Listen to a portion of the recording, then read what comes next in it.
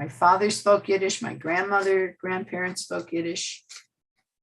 And I kind of understand a little bit of Yiddish, but not enough. Just got the story. Okay. Yes, the story is amazing. We have another person joining us. Sometimes it's hard to log on. Miri, tell me the exact name again of the Yiddish. It's the Yiddish Cultural. Tell me the name of your. It's the California. It's a long name. California Institute for Yiddish Culture and Language.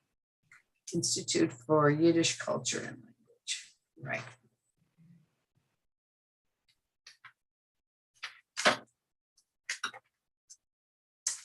And is it connected to Yiddishkeit at all? The group Yiddishkeit? No, but we kind of were birthed from Yiddishkeit because I was on the board of Yiddishkeit when it started and was major force in Yiddishkeit, but then created this as a separate organization because we had a different mission. Yiddishkeit was into festivals at the time, and I was more into education. Hello, welcome. I'm seeing the participants are slowly building. I think we're going to start at 12:05 no matter what, and people will just 12:03. So I have this amazing Fitbit. That gives you up to the minute. My steps, right? My heartbeat. Like I'm very calm right now, so it's good. If you Hello, want, I'm new, Gail Shiner. Nice to meet you. Welcome. Hello, Gail. Glad to I have you. recently moved to Los Angeles and am trying out your synagogue right now.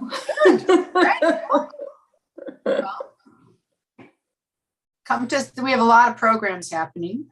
I'll just let people know while we're waiting for it. We'll wait a couple more minutes. Tomorrow morning at 9:30, it's the second in a series of talks about the history of Zionism in Israel. It's fantastic. It's from this educator who lives in Israel. He's Canadian, so he doesn't have an accent, and he is doing talks and PowerPoints. It's 6 classes, and last week's was unbelievable. It's live from Israel at 9:30 tomorrow.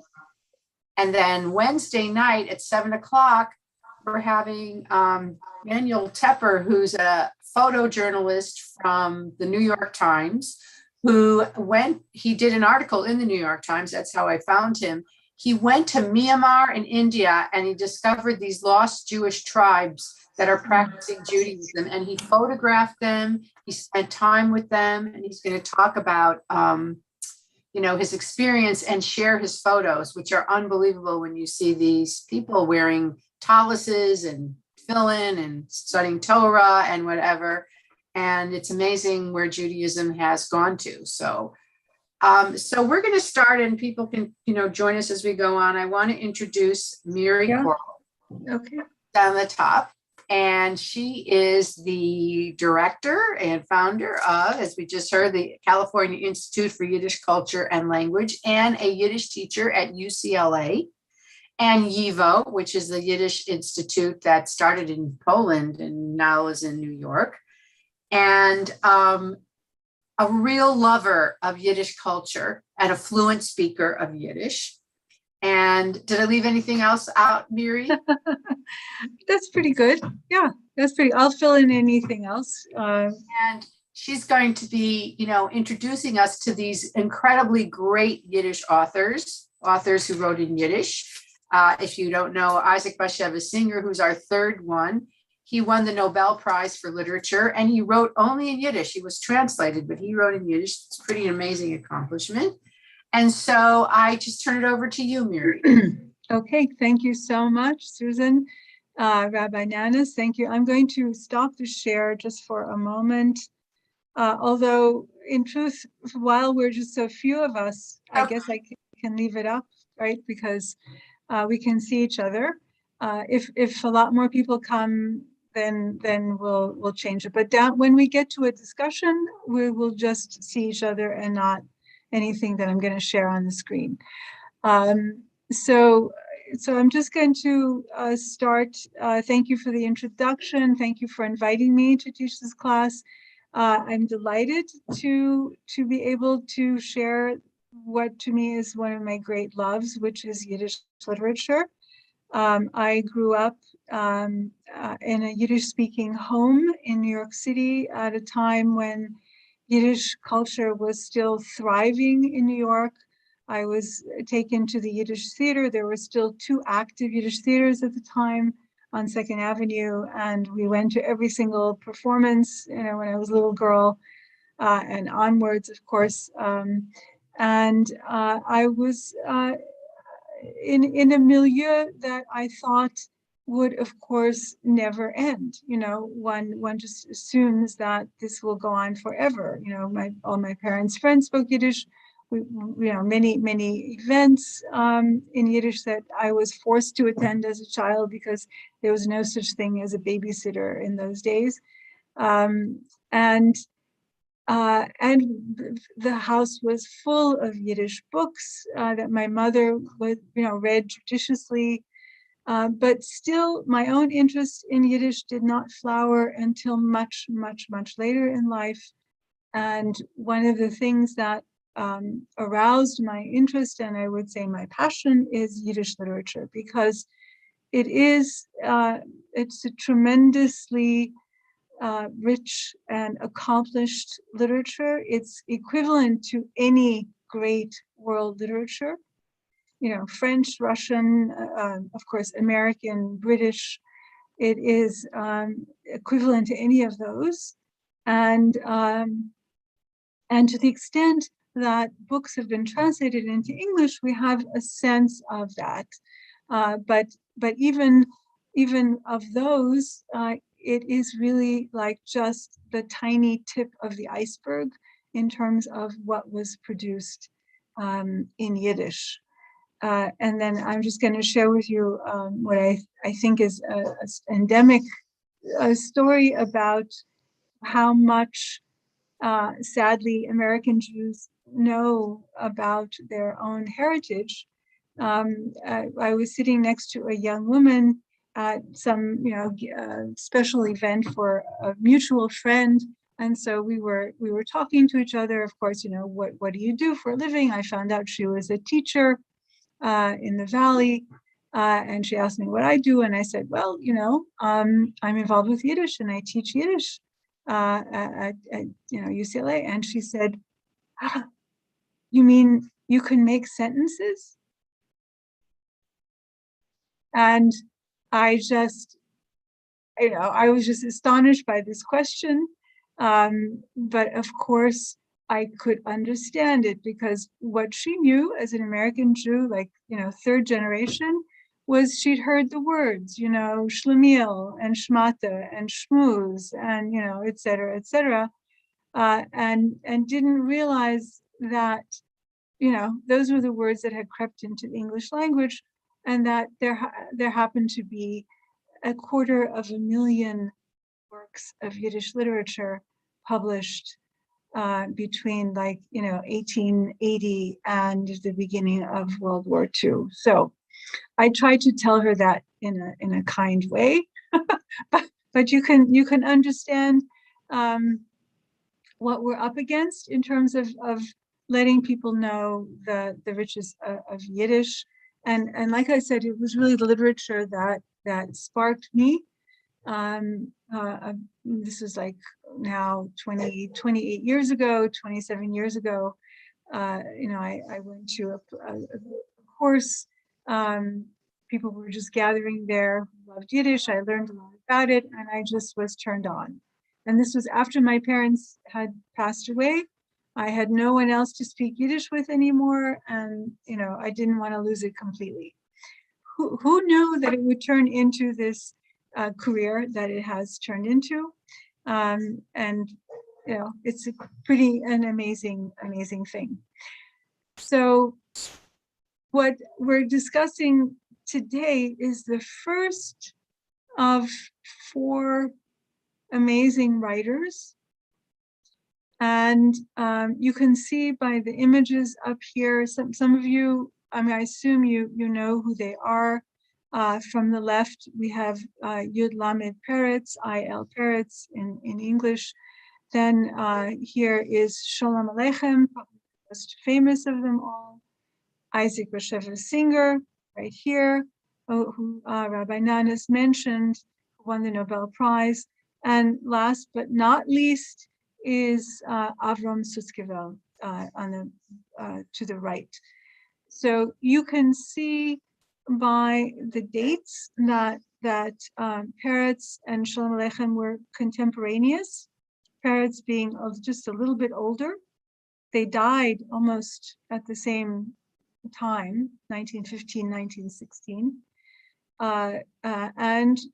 And although Singer was a little bit older than Sutzkever, they were also contemporaries in the world. They were really giants. These are true giants of Yiddish literature. They really ought to be recognized as giants of any literature in the world, because they certainly were. So we are starting with, just chronologically, we're starting with Yud Lamed Peretz today, and then we'll move on, each of the successive weeks. So Peretz, even though you can see how close they were in age, Peretz was dubbed the father of modern Yiddish literature, the father of modern Yiddish literature, and Shalom Aleichem was kind of the son. The grandfather was someone named Mendele Moicher Sforim, affectionately known as Mendele. That was his pen name. And he's really considered the grandfather of modern Yiddish literature. Yiddish literature had already been published for centuries.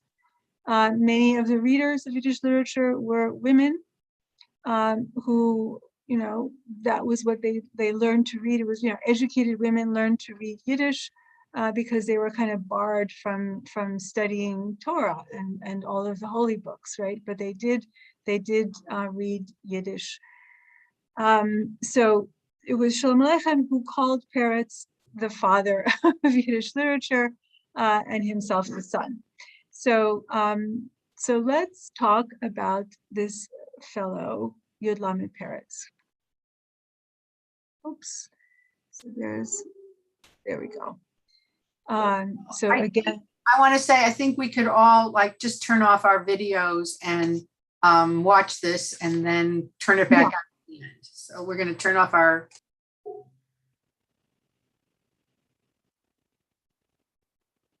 Sure.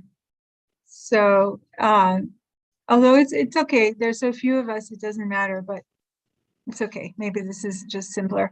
So, so there's a lovely photo, a lovely image of Peretz in 1907. He was a character. He was everything written about him in a personal level is that he was larger than life. And so I'm going to just run through some of the key points about his life, about his work.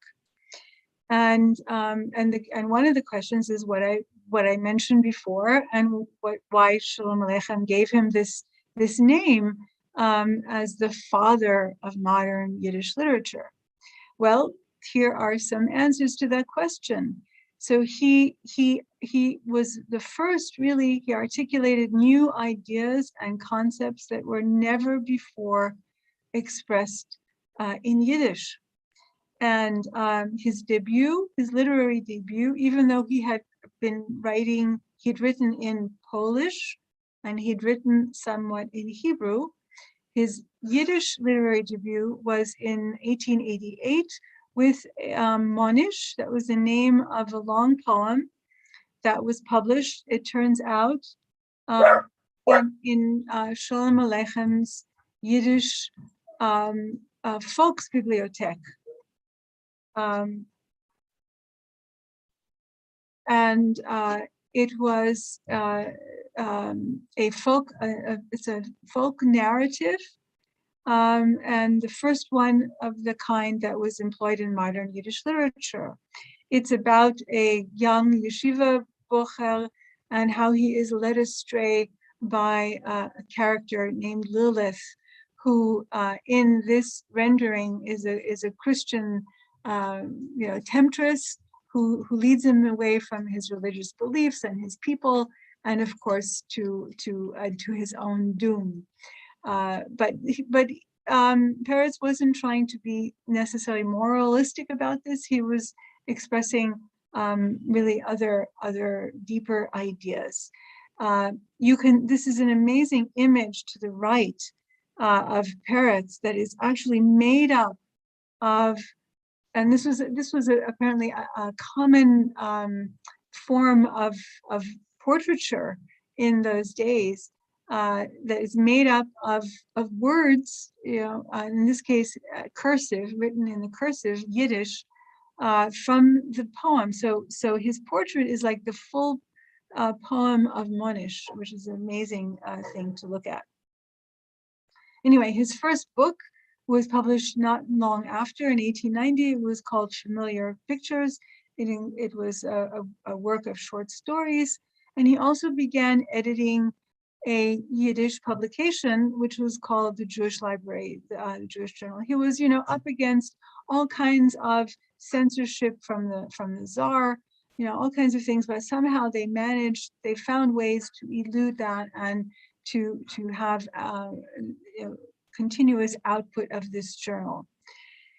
He wrote essays, he wrote plays, and his plays were surreal plays and amazing plays and incredibly modernistic for the day. He wrote poetry, he wrote stories and poems for children, and his stories used this rich vocabulary and natural dialogue of Polish Yiddish speakers. Just a little bit about his chronology. So he was born in Zamość in Poland to a fairly well-to-do family, a merchant family, in 1852. He had the benefit, like many well-to-do families, both men and women, of being tutored privately in both religious studies and Russian and German and Polish languages. In other words, he didn't have to go to the cheder or yeshiva. He had all these private tutors, but not just in Jewish subjects, but also in these other languages. He, in 1870, at the age of 18, he really against his wishes, because at that point he wanted to leave home. He was kind of forced into an arranged marriage, and it was not a happy marriage. And you can see that within 5 years, it was dissolved, because Peretz managed to go to university and obtain a law degree. And the very first thing he did when he got his law degree is obtain a divorce. He got himself divorced. But he did have a son from that union, and that was really his only child. But he remarried not long after that, and apparently happily for love. And he was practicing as an attorney in Zamość, and he was living a very good life. He also, by the way, had custody of his son, which is kind of an interesting aspect of his life, an unusual one, right?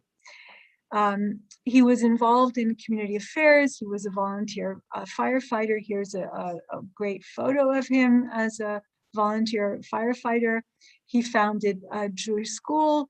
It was a Jewish secular school, which was in those days something unbelievably unique, because all knew up to that point was the chedels, right, where little boys would go to school. Maybe Talmud Torah, for little girls, and yeshivas and so forth. This was a Jewish secular school, and in 1887 he was denounced as a socialist. He was not in quotes a card-carrying socialist, but he very much had tremendous sympathy for the socialist movement. It's not clear who denounced him. It was anonymous. So the guesses are either someone in the Polish intelligentsia who was very uncomfortable with, perhaps jealous of the fact that Peretz still published some poetry in Polish, or it was someone in the Jewish community, in the religious Jewish community, who was outraged at this notion of a Jewish secular school. In any case, he was denounced and he lost his license. So what was a really terrible time for him became, in some ways, for us, a blessing, because he moved to Warsaw and he became employed by the Jewish community. But as a result of this, he was writing a tremendous amount, and much of what infused his writings was he was tasked at first with traveling around the countryside and basically reporting about how Jews in the countryside were living, and as a way to demonstrate that they were not leeching off of the government, but that they were self-supporting, they were self-sufficient, and so forth. And in the course of these tours, he had an opportunity to observe, all these different characters and to hear their stories, which was their life stories, as well as folk tales and so forth. So this was fodder, you could say, for his work, for his later work. As we said, 1888 is when he first published that poem, Monish, and then he started publishing other Yiddish works in the form of periodicals called Yontif Blättlech, holiday pages. That was a way of skirting some of the censorship, of the governmental censorship. And as we said, he was very much in support of Jewish socialist causes, but he would not have, he wasn't in the front lines of the movement. In 1890s, 1900s, his home in Warsaw became a center for Jewish intelligentsia and young writers. It was a literary salon. He inspired such writers as some you may have heard of, Sholem Asch, who was I guess the protagonist in the modern play Indecent, and Joseph Opatashu was well-known Yiddish writer, Del Nistel, many amazing Yiddish writers. On the left, there's just, you can see Sholem Asch as a young man, because he was publishing in Hebrew when he came to Peretz, and Peretz said, no, you've got to publish in Yiddish because that's what the most people are able to read and enjoy. And so he began to write in Yiddish afterwards. Peretz is standing in the middle. I think this is Nomberg, one of his friends and a fellow writer. And this is Peretz's son, Lucas. Okay. So another what we could say tragedy for Peretz is that because of his involvement with the Socialist Party, he was, even though he was, again, not on the front lines, but enough to capture the attention of the authorities.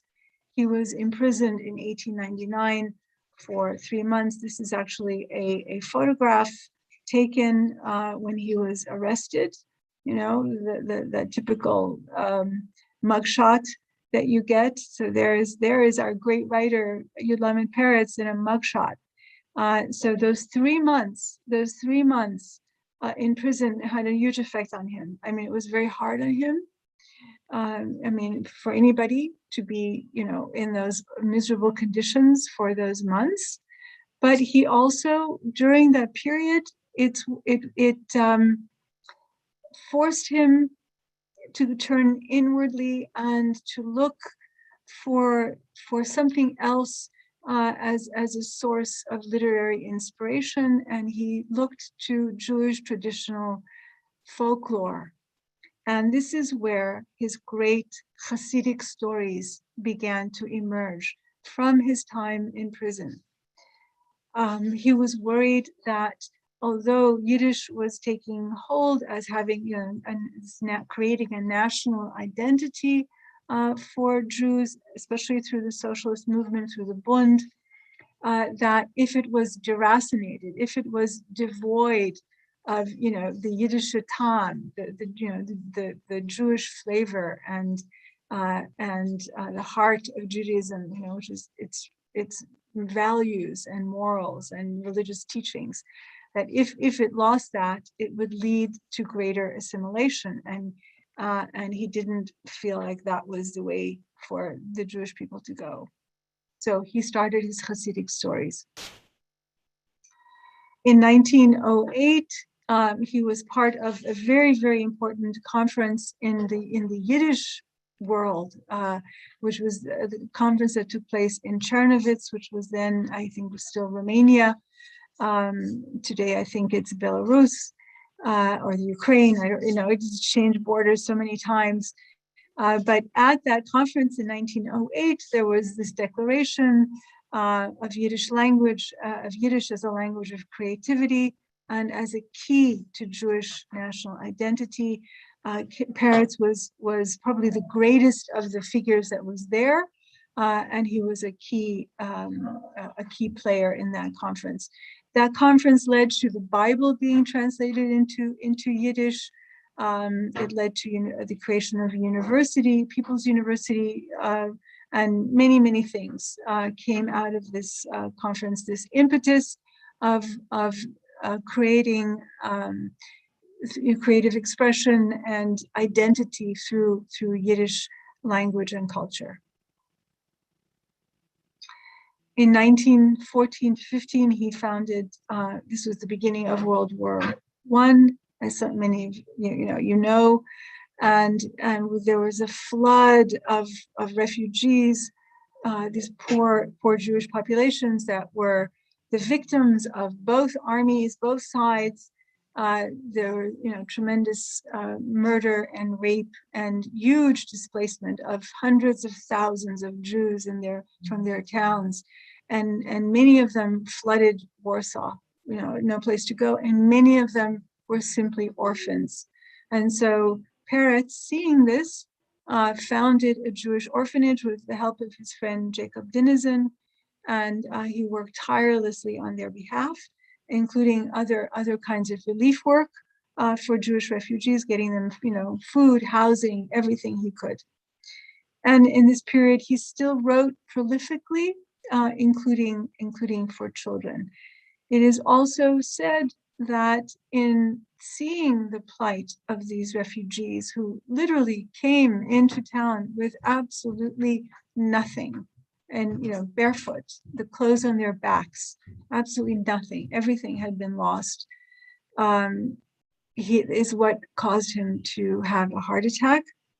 And in April 3rd, 1915 is when he died.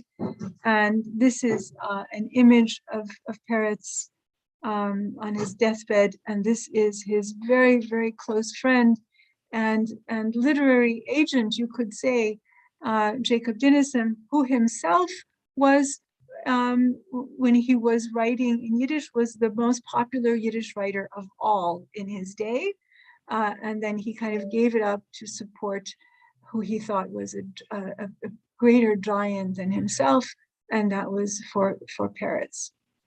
The funeral for Peretz was the largest that Warsaw had ever seen, with over 100,000 people attending. So that just gives you a little idea of how influential, how important he was to Jewish life in Poland, and not just Poland, because these young writers flocked to him from all over Eastern Europe, all over the countries where Jews were living. He was the most important source of support and inspiration, and even helping these writers to have an entree into publishing. So this was Peretz. This here is an image of the mausoleum that is in Warsaw. So Peretz was buried in the Warsaw Cemetery, and on his left is Szymanski, and on his right was Jacob Dinesen. Jacob Dinesen, who we mentioned earlier, was his close friend and literary buddy and supporter. Jacob Dinesen actually bargained with Peretz's wife, who was supposed had a plot next to Peretz, for himself to be buried there instead of his wife. Isn't that, that's an amazing thing, right? So here they are, these three great writers, Szymanski being the most known as the author of the Dybbuk, the most widely read of all Yiddish plays, and Peretz in the middle, and Dinesen on the right. This monument was erected actually in 1925, which was at the 10-year yahrzeit for Peretz. And this is a modern day. This was just taken a few years ago. Modern day glimpse of this mausoleum, which somehow managed to survive any kind of Nazi desecration of Warsaw during the war. It's still there. You can visit it. So why was he the most important cultural figure in modern Jewish history? Well, you can see he developed a distinctly Yiddish form of humanism that was strongly secular, but grounded in religious tradition and learning. He was a proponent of Yiddish cultural autonomy. The idea was that Yiddish would carry the Jewish people into modernity, and it would serve as a main vehicle for a national culture. He was the founder of a school of Jewish ethical humanism, which is still relevant today. He created a cultural framework whose goal was to transform the religious core of Jewish life in the diaspora into a secular one based on arts and literature. And I don't know if he succeeded, and we can talk about this. He had the intention to elevate the Jewish writer to the status of rabbi. So that's it for my for the presentation about Peretz, and we can turn to the story as if you'd like, or if perhaps if you have any questions that I might be able to answer about Peretz himself. So I invite everybody to turn their camera and their microphones back on. So somebody did ask me if we could ask questions, and of course, so if I just have one, Gail, go ahead. Yeah. I have a question. The Yiddish community that I'm living in, because I live in a Hasidic community of people, and they speak Yiddish to their children, and there's a real Yiddish rapport. Do they study Peretz or any other of your the literature that you're going to speak about in the next few weeks? Or is it more of a secular Jew who's studying this? It's a good question. Let's put it this way. I once walked into a bakery in Borough Park that was frequented only by Hasidim, right? So Hasidim guys were sitting around, and one of them was reading an English novel. So who knows what they're actually reading in private? But let's just say that for the most part, Hasidic, the minhagim, the customs for a Hasid is to only engage in literature that has some moral teaching, right? and that helps further promote the ideas of their own community. So Peretz would not be taught in school. I mean, this is one of the great laments of Yiddishists, of course, all over the world, is that the Hasidic world ignores, Yiddish literature, Yiddish song, Yiddish plays, all of this tremendous output, of Yiddish culture, and unless they are escapees from the community, and there are many, they don't actively interact with the secular culture or continue to promote it. But some say that eventually more and more of them will be turning to Yiddish to be writing all kinds of things, not just religious texts. I have a question. Were there ever any women Yiddish writers in Peretz's circle, or in general, are there any Yiddish women writers? Oh, well, for sure. There were already beginning to be contemporaneous with Peretz, but really the next generation, you had amazing Yiddish writers like Kadia Molodowski, poets like Anna Margolin. Women tended to excel in poetry. But then, of course, you have Chava Rosenfarb, who probably should have gotten some kind of Nobel, great recognition for her oeuvre, her tremendous works of novels and poetry, based on Lodge pre-war as well as during the war and post-war. So anyway, there are Yiddish women writers, but like even in the field of American letters, right? They are not as respected or revered or show up in numbers as the men do. Rosenfarb translated into English? Rosenfarb has been translated, and I urge you to read The Tree of Life. That's her amazing trilogy, as well as of Lodge and Love is part of a trilogy called Bochani. These works have been translated, and they are truly amazing. Great, thank you. Any other questions before? Questions about Peretz? Yes. I have a question. Yeah. You spoke a lot about the cultural humanism in relation to Peretz.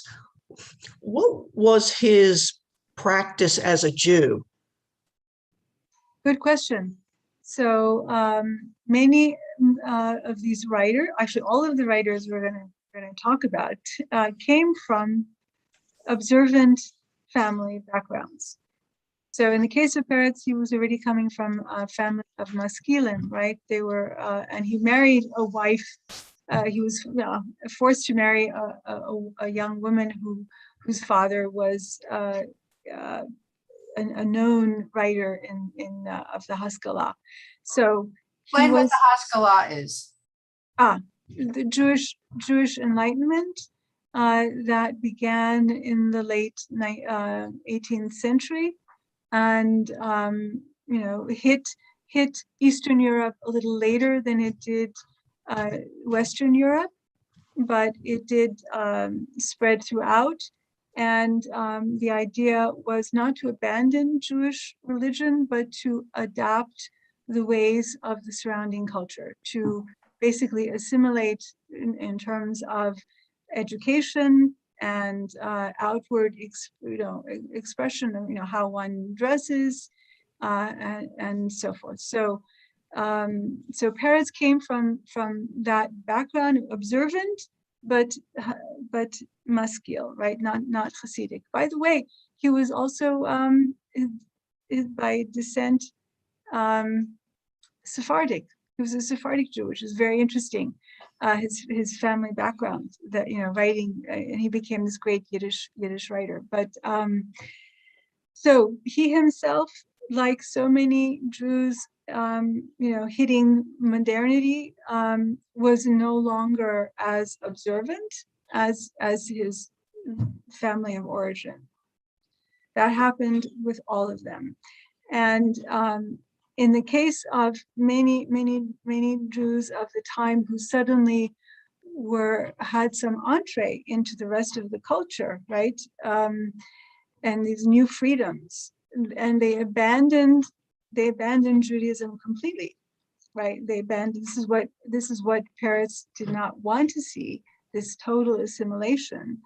So he was advocating, stay Jewish, stay with Jewish tradition, use Yiddish, the Jewish language, and so forth, stay with the values.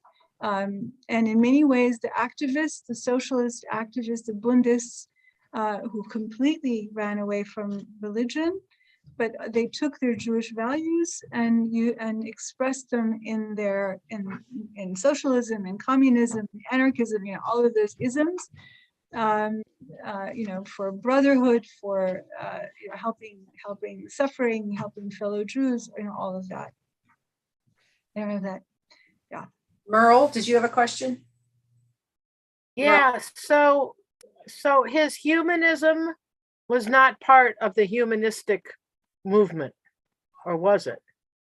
I'm not sure. I'm not sure if I can answer that. If you're thinking of like secular humanism and you're thinking of, from what I know of it, the little I know of it, there is the sense that the notion of God, or especially a Jewish God, is completely removed.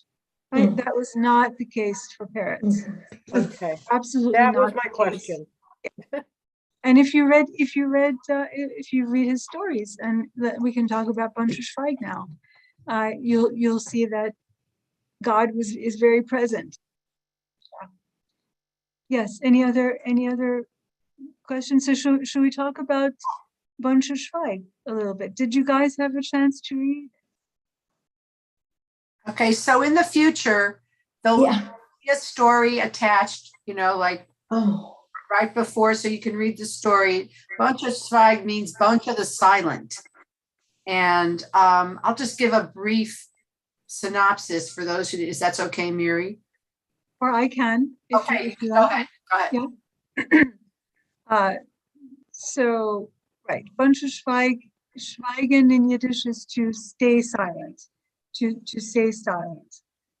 And it concerns a fellow, it opens up with a soul about to enter heaven and about to be tried by the heavenly tribunal.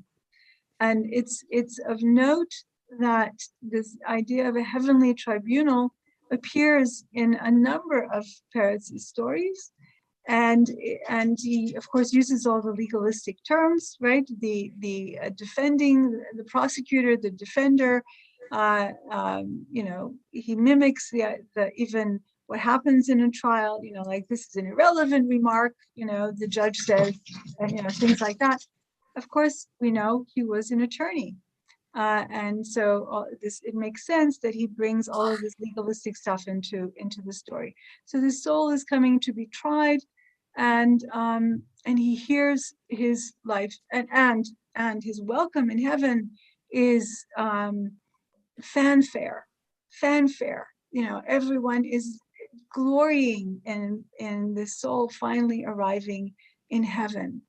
And then it turns out that in his life, from the moment he was born till the moment he died, he was basically kicked around. And in a nutshell, he was kicked around and he took it. He took it from childhood, where he was abused by his parents. He took it as an adult when he was abused by the people that he did work for. He abused by the wife who he was forced to marry, though she was already carrying somebody else's child. abused by the child that she eventually has and that he's forced to raise because she abandons them. On and on and on. He just suffers nothing but that, and he does not complain. He does not complain to God. How could you do this to me? You know, he does not complain to another human being. And he, in the end, he's mown down by the very employer who he'd worked for free for a decade, and who had saddled him with his pregnant wife. He's mowed down by him, and he winds up in so-called hospital where he's barely treated, and he expires without a word. That's the life of Bontshe Shvayg. And why are the angels? Why are they so happy to see him? Why is there such fanfare to see this, what we would call a shlemazel, right? A total shlemazel. He's got, nothing but bad luck. And okay, so it comes to the end of his trial, and we hear again and again about how horrible his life was. And we hear that he never complained. He never complained to God. He never complained to anybody. He just took it. And then finally, he's before the great throne, of God, Kiseh HaKavod in Hebrew, and in Yiddish, Kiseh HaKavod, the great throne of glory.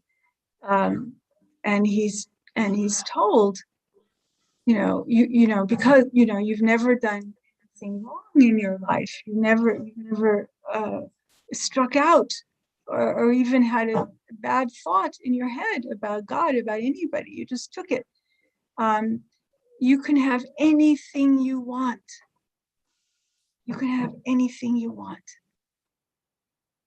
And Bontshe says, wow, if that's the case, I would like, does anyone know the punchline? Who knows the punchline to this story? I know, of course, Susan knows the punchline, but anybody else read it? No? No? Okay, Susan, what's the punchline?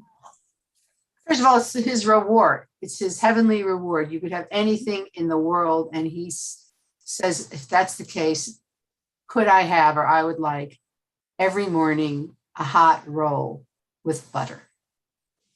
Right.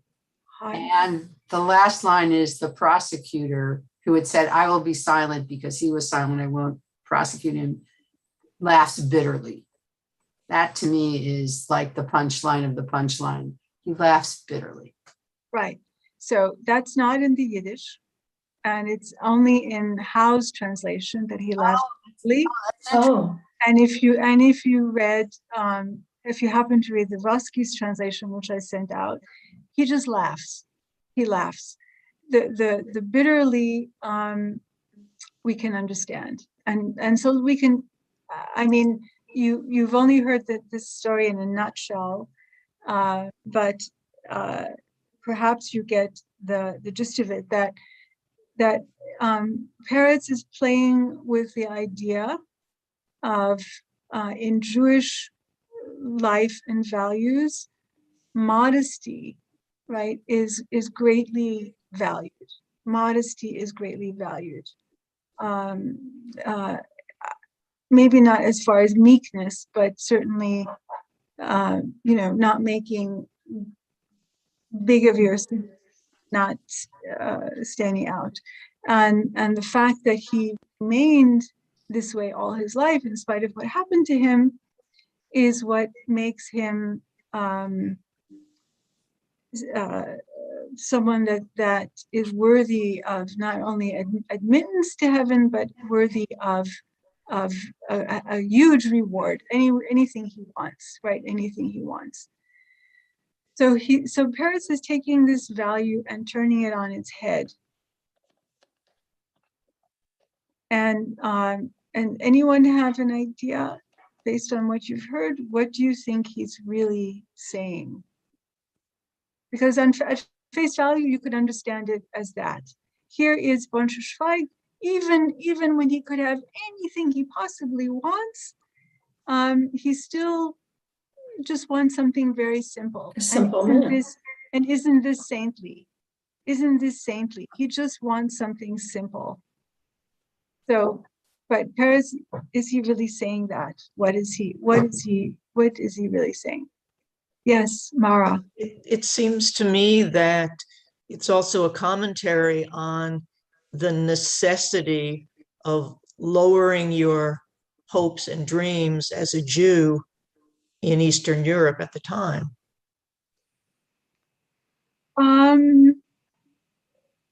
Okay, that's interesting.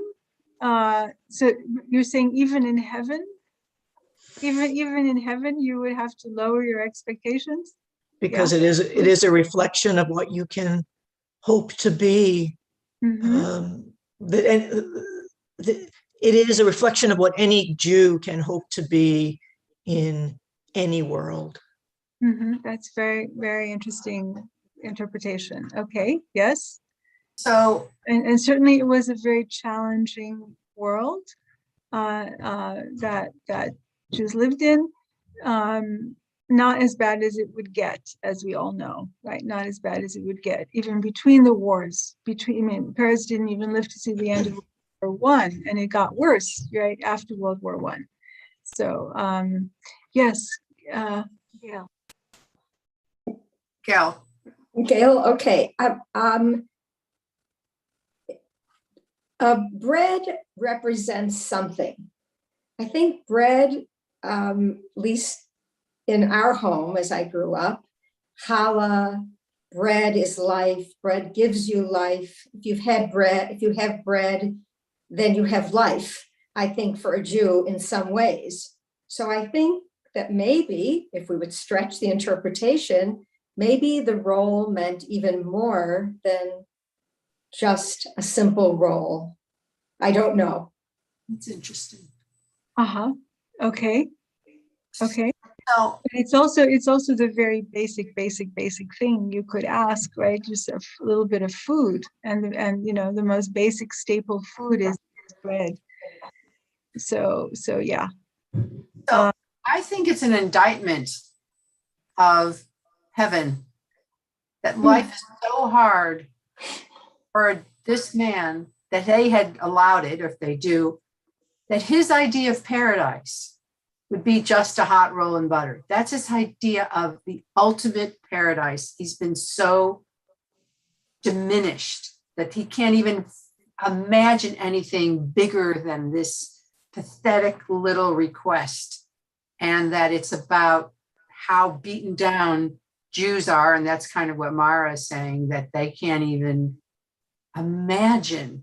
And that, what does that say about the angels and heaven? To me, I don't even know if you agree with this, Miri, that it's an indictment of God and heaven, that they have allowed this to happen. And so that a person can't even imagine anything more than that. Well, it's interesting that you both have said something similar, Mara and Susan, in that if you read the story, you'll see that Peretz makes much about what the angels are adorned with and what heaven is adorned with. It's all gold and jewels and shining precious things, and so he's surrounded by this brilliance, that certainly in the earthly realm would be, the supreme, sign of having it all, and yet he still can't bring himself to ask for it. But more than that, there is a parallel story. There's another story, not Peretz's story, that's called the Crying Synagogue. And why do people think they hear this abandoned synagogue weeping? Because apparently the grandfathers remember why. Because apparently there was a great, learned, pious rabbi And one day an angel came to him and said, you are, we know who you are, and you have the opportunity to ask for anything you want, because of who you are. And the rabbi says, well, I don't need more learning because, I have the Torah, I have the holy books, I have everything I need. I don't need wealth because, who needs wealth? I'm happy with my learning.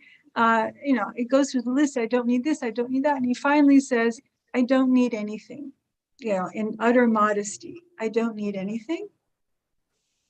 And everyone bursts out crying. The angel bursts out crying.